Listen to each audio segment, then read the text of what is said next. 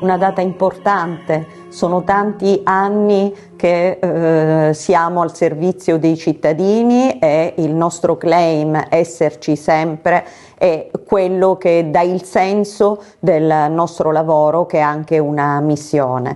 Quest'anno il tema della nostra festa della polizia è quello della sicurezza partecipata.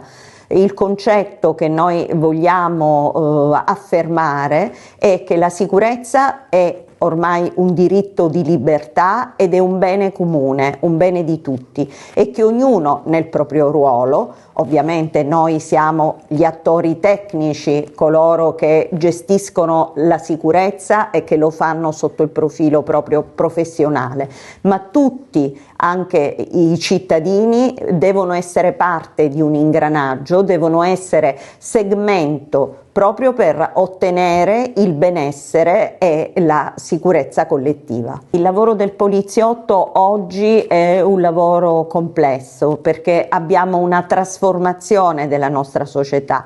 Siamo in un momento storico particolarmente complicato dove i conflitti internazionali hanno inevitabili ripercussioni anche sulle nostre piazze.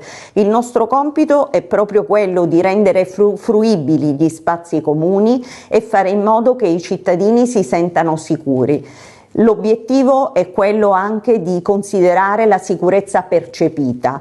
Se un cittadino si sente insicuro, anche se il dato della sicurezza reale, ovvero sia il dato criminologico, non è proteso in quella direzione, nel senso che magari i reati sono in diminuzione piuttosto che in aumento, come avviene nella nostra città e nella nostra provincia, ma se il cittadino è ugualmente insicuro, noi dobbiamo preoccuparci di questa insicurezza e fare in modo, con il nostro lavoro e con la nostra attenzione e l'approccio empatico, di colmare questo senso di inquietudine.